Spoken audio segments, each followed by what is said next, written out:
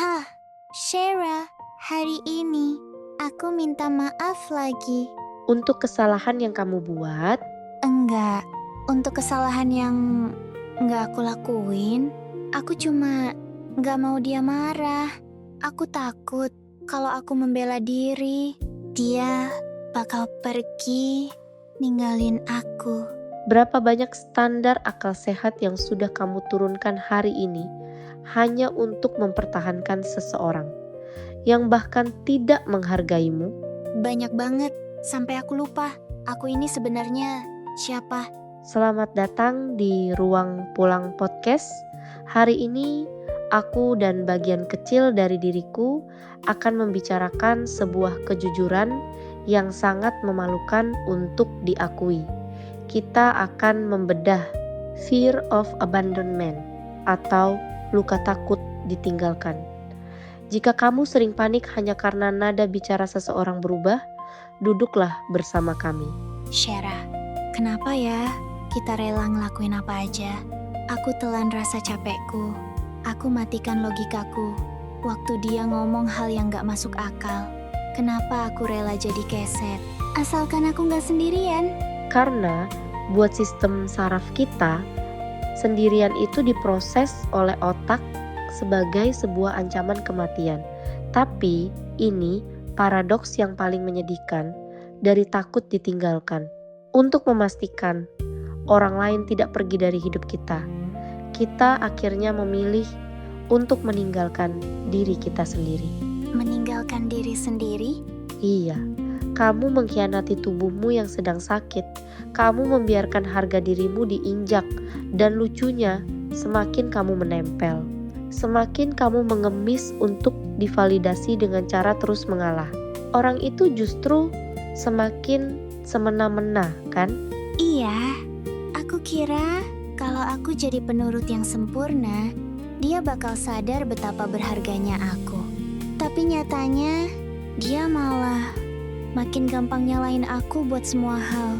Shera, kadang dia cuma balas chat agak singkat atau nada suaranya agak tinggi dikit. Tapi di dalam dadaku rasanya kayak mau kiamat. Alarm di kepalaku langsung teriak. Bahaya, dia bakal pergi. Ayo lakuin sesuatu biar dia seneng lagi. Aku capek hidup dengan rasa panik kayak gini. Aku tahu kamu capek, tapi dengar ini, kamu tidak bodoh, dan kamu tidak lebay. Kamu cuma sedang mode bertahan hidup. Maksudnya? Luka panikmu itu seringkali bukan murni karena orang yang ada di depanmu sekarang. Itu gema dari masa lalu. Mungkin dari lingkungan di mana cinta itu bersyarat, di mana kamu hidup dengan orang dewasa yang emosinya nggak bisa ditebak. Hari ini mereka bisa manis banget, besok mereka bisa meledak menghukummu tanpa alasan yang logis. Jadi, karena dulu aku nggak aman, sekarang radarku jadi terlalu sensitif. Tepat, kamu mencoba memegang kendali atas emosi orang lain dengan cara menjadi terlalu baik.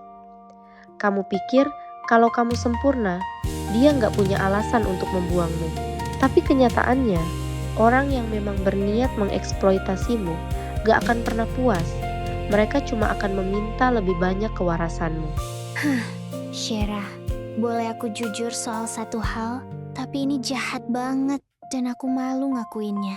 Di ruang ini, semua kejujuran aman.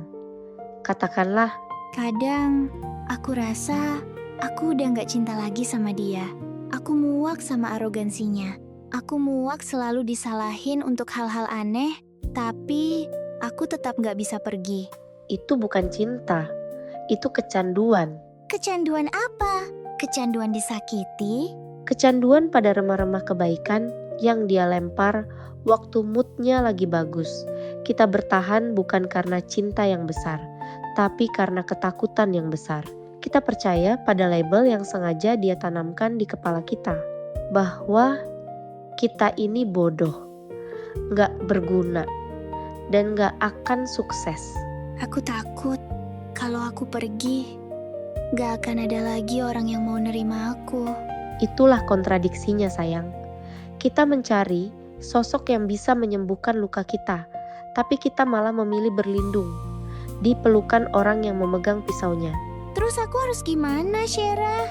Luka ini sakit banget. Gimana caranya aku berhenti takut? Penyembuhan gak dimulai waktu kamu nemuin orang yang berjanji bakal terus tinggal. Penyembuhan itu dimulai detik ini, di saat kamu sadar bahwa kalau ada seseorang yang harus meninggalkan hidupmu agar kamu bisa kembali bernapas, maka bukakan pintunya. Biarkan dia pergi. Boleh aku istirahat? Aku capek banget jadi malaikat penyelamat buat hubungan yang merusak diriku sendiri. Boleh. Hari ini berhentilah membuktikan nilaimu kepada orang yang memang sengaja menutup matanya. Tarik kembali semua energimu, simpan untuk dirimu sendiri dan untuk anak-anakmu. Ternyata yang aku cari selama ini bukan cinta romantis ya, Shera. Bukan. Yang kamu cari mati-matian sampai kamu babak belur hanyalah rasa aman. Dan mulai sekarang, rasa aman itu tidak akan kita titipkan lagi di tangan orang lain. Kita yang akan menciptakannya sendiri. Terima kasih sudah berani jujur bersama kami hari ini. Peluk dirimu erat-erat malam ini. Jangan lupa, kamu itu sangat berharga. Sampai jumpa di episode Ruang Pulang selanjutnya. Tetaplah melangkah walau pelan.